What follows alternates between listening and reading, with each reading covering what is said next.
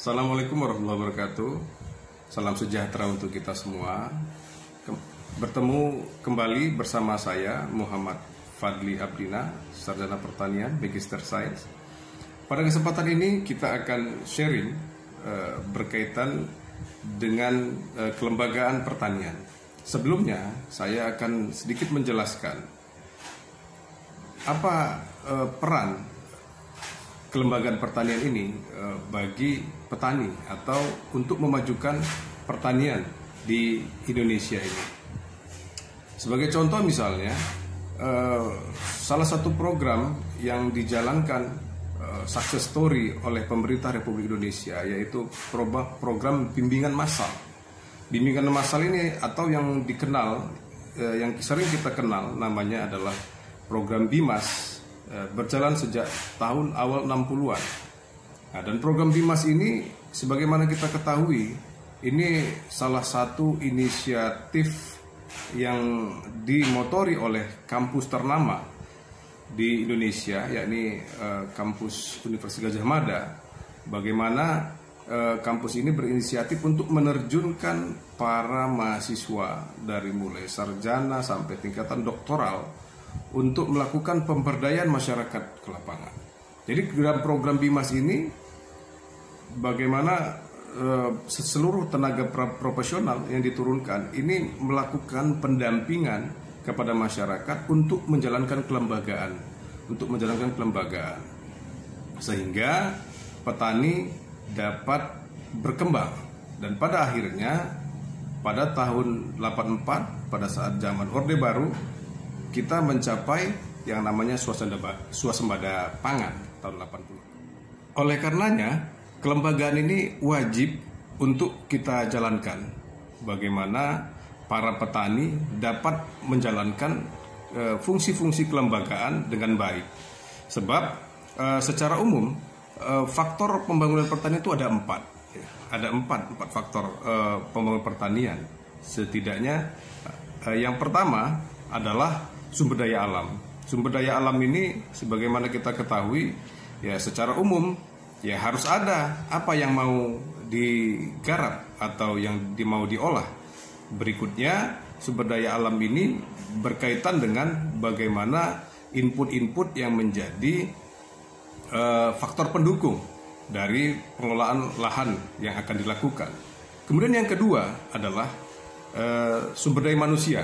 Sumber daya manusia ini terdiri dari baik itu petaninya sendiri ataupun tenaga-tenaga yang memberikan dukungan kepada petani, termasuk di dalamnya tenaga penyuluh dan tenaga-tenaga terampil baik itu dari pemerintah ataupun swasta untuk bagaimana bisa memberikan dukungan kepada petani.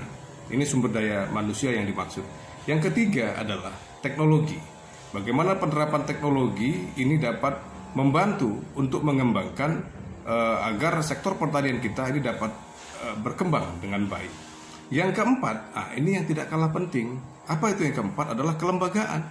Bagaimana seluruh faktor-faktor yang dapat mendukung meningkatnya produksi sektor pertanian kita atau meningkatnya kemajuan sektor pertanian kita ini harus dikemas dalam satu kelembagaan yang bisa diterima oleh petani kita, sehingga para petani ini dapat berkembang dengan baik. Permasalahan-permasalahan pembangunan pertanian di negara berkembang ini tidak saja semata disebabkan oleh ketidaksiapan para petani kita dalam menerima inovasi, kemudian pengelolaan usaha tani dari hulu ke hilir hingga permodalan dan lain sebagainya. Ini bukan persoalan itu saja. Tetapi jauh lebih penting dari faktor-faktor yang saya sebutkan tadi adalah bagaimana petani ini dapat menjalankan program-program dengan pengelolaan, dengan kelembagaan yang dapat menyentuh petani, dengan program-program yang sesuai dengan kebutuhan para petani, dengan kelembagaan yang didesain sedemikian rupa sehingga petani bisa terlibat aktif untuk menjalankan berbagai aktivitas kegiatan usaha taninya, dari mulai hulu hingga hilir. Dan pastinya ini tidak terlepas dari bagaimana peran berbagai pihak, baik itu swasta, pemerintah khususnya, untuk bagaimana bisa mendukung petani dapat berkembang dengan baik. Tadi kita sudah sekilas menjelaskan bagaimana peran kelembagaan ini dapat mendukung kemajuan sektor pertanian dan pastinya dapat meningkatkan kesejahteraan petani. Ya, langsung saja, apa sih kelembagaan itu? Ya, kelembagaan ini merupakan suatu jaringan. Nah, ingat, kata kuncinya adalah jaringan yang dibentuk, yang terdiri dari sejumlah orang atau lembaga untuk mencapai tujuan tertentu dengan memiliki aturan, kemudian norma-norma, nilai-nilai yang berlaku, dan pastinya ada struktur di sini. Nah, jadi kata kunci dari lembaga ini adalah jaringan. Bagaimana petani ini dengan kelembagaan ini dapat terbentuk jejaring yang dapat mendukung seluruh aktivitas usaha tani mereka. Lantas apa itu lembaga gitu? Nah, kelembagaan pastinya berbeda dengan lembaga. Lembaga merupakan pelaku atau wadah yang di dalamnya terdapat seperangkat hubungan, norma-norma, nilai-nilai, dan keyakinan yang nyata untuk menjalankan satu atau lebih kelembagaan. Mengapa lebih kelembagaan? Ya, satu atau lebih dari kelembagaan. Sebab kelembagaan yang dapat mendukung petani atau mendukung kemajuan sektor pertanian kita tidak hanya satu kelembagaan, banyak kelembagaan yang dapat mendukung berkembangnya kemajuan sektor pertanian kita atau bagaimana mendukung kesejahteraan petani kita. Ya, kelembagaan itu ada banyak yang mendukung aktivitas sektor pertanian kita atau yang mendukung aktivitas petani kita. Di antaranya yang pertama itu ada kelembagaan penyedia input usaha tani. Ini penyedia input usaha tani ini diantaranya seperti pupuk, benih, bibit, dan lain sebagainya. Ini harus dikelola sedemikian rupa dengan baik. Agar apa? Agar petani ketika memasuki musim tanam tidak kesusahan untuk memperoleh input produksi ini. Ketika musim tanam, petani tidak susah untuk memperoleh benih, tidak susah untuk memperoleh pupuk, dan lain sebagainya. Sehingga petani ketika memasuki musim tanam, petani bisa tenang. Petani bisa melakukan aktivitas usaha tani dengan baik.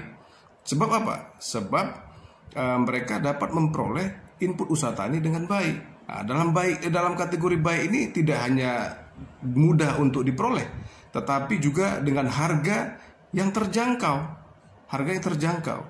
Agar ketika petani nanti panen, biaya produksi tidak terlalu berlebihan. Ketika panen, produk yang dihasilkan itu tidak dengan harga yang mahal, sehingga petani juga bisa lebih sejahtera dan masyarakat secara umum dapat menikmati produk pertanian dengan harga yang terjangkau. Nah, ini yang pertama, kelembagaan penyedia input usaha tani. Yang kedua, penyediaan permodalan. Ini harus dikelola dengan baik.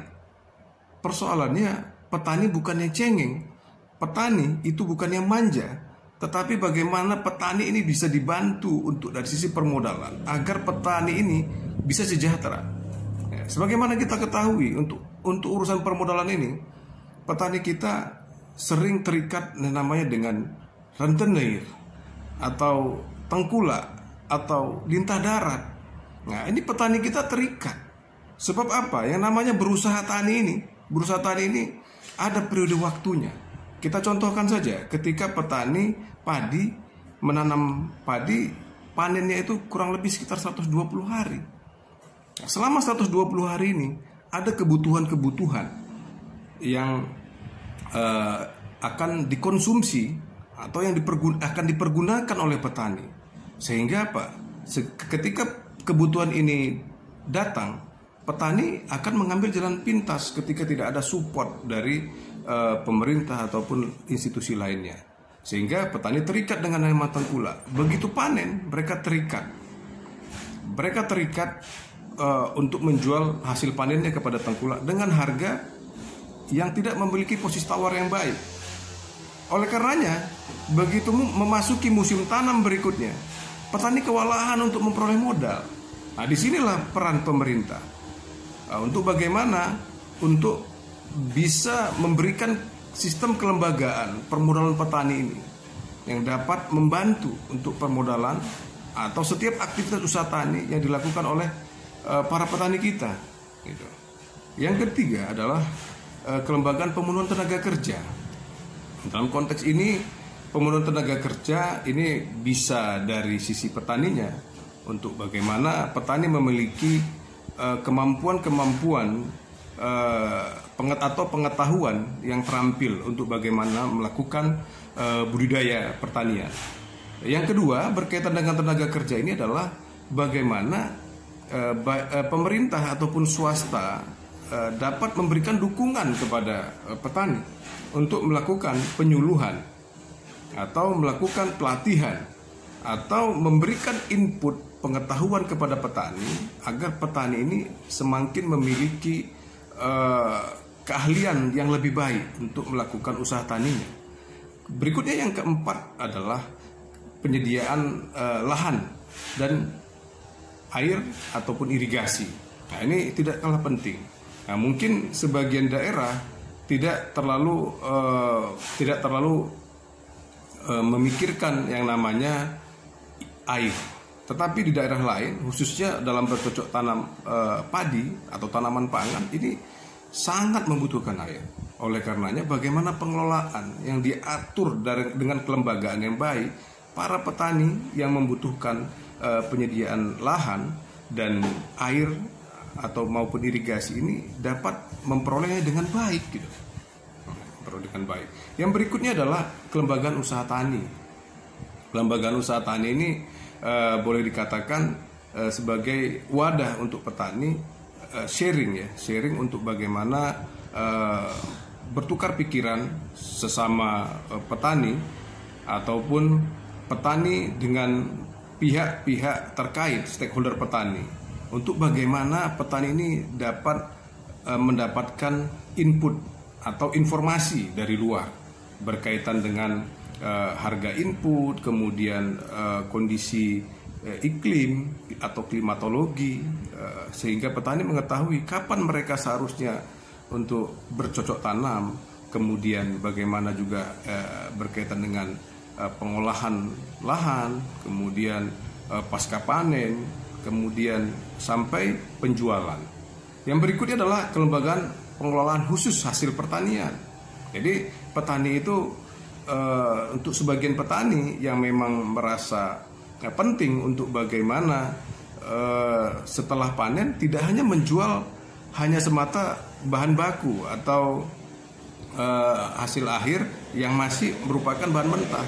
Nah, tetapi ketika petani memiliki inisiatif untuk bagaimana melakukan pengelolaan hasil pertanian, ini bagaimana kita juga bisa swasta ataupun pemerintah bisa melakukan dorongan agar petani ini bisa melakukan pengelolaan hasil pertanian dengan baik, sehingga hasil pendapatan yang diterima oleh petani ini juga bisa baik, yang pada akhirnya petani dapat memperoleh kesejahteraan. Yang berikutnya adalah berkaitan dengan pemasaran hasil pertanian. Ini juga merupakan bahagian yang paling penting. Sebab apa? Barangkali secara teknis petani di daerah tertentu tidak bermasalah untuk persoalan memperoleh bibit, kemudian lahan, kemudian air, kemudian ada pengetahuan yang cukup untuk melakukan usaha tani. Tetapi begitu panen, petani tidak memiliki bargaining posisi atau posisi tawar yang baik untuk memasarkan produknya, sehingga banyak terjadi persoalan di berbagai daerah. Hasil panen petani tidak dihargai dengan baik. Sebab apa? Sebab pasarnya tidak tepat atau tidak ada dukungan atau perlindungan dari pemerintah agar petani ini mendapatkan memperoleh pasar yang baik dengan harga yang baik pastinya. Nah, ini perlu dukungan untuk bagaimana kelembagaan khusus untuk penanganan pemasaran hasil pertanian ini dikelola atau diterapkan dengan baik di tengah-tengah petani, sehingga petani bisa memperoleh pasar yang tepat, kemudian dengan harga yang baik, sehingga mereka memperoleh kesejahteraan. Yang berikutnya barangkali berkaitan dengan penyediaan informasi. Ini informasi secara umum, apapun kelembagaan yang bisa dibentuk untuk petani, agar petani bisa memperoleh berbagai informasi, ya, baik itu informasi teknologi, informasi pasar, informasi pengetahuan, kemudian informasi memperoleh input produksi dan lain sebagainya. Nah, ini barangkali beberapa kelembagaan yang umum untuk dapat diterapkan di tengah-tengah petani kita. Jadi secara prinsip kelembagaan ini memiliki 4 komponen. Yang pertama, ada pelakunya. Siapa tuh pelakunya? Ya petani.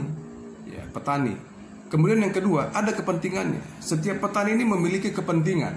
Kepentingannya apa? Kepentingannya satu, tujuan bersamanya satu, adalah bagaimana meningkatkan produksi, dan pastinya endingnya adalah meningkatkan kesejahteraan. Yang ketiga, ada komponen norma atau aturan. Nah, ini ada aturan-aturan mainnya,